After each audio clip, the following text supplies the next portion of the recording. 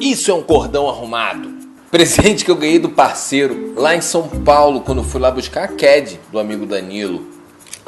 Eu olhei o cordão e falei, caralho, é isso. Era isso que eu queria. E aí ele tirou do pescoço e falou, toma, é teu.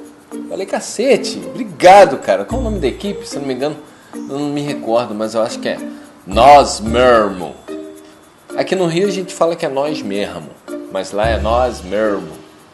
Obrigado pelo presente. Eu vou pra night com ele, eu vou pra noite. Mentira, não vou não.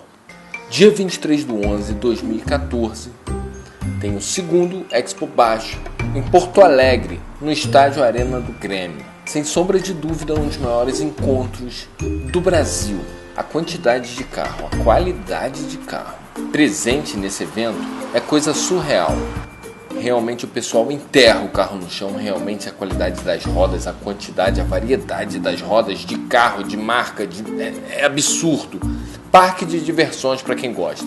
Dia 23/11/2014, no estádio Arena do Grêmio, eu, Kleber Atala e outros tantos outros videomakers vamos estar fazendo a cobertura desse evento. Espero todo mundo lá para essa festa maravilhosa que eu não perco por nada. No primeiro Expo Baixo sobrou algumas imagens e eu acho sacanagem. No primeiro sobrou algumas imagens e eu acho sacanagem não colocar elas.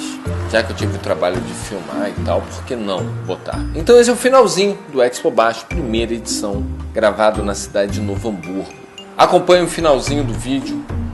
Nos vemos dia 23/11/2014 no estádio Arena do Grêmio. Vaza Play! Um abraço!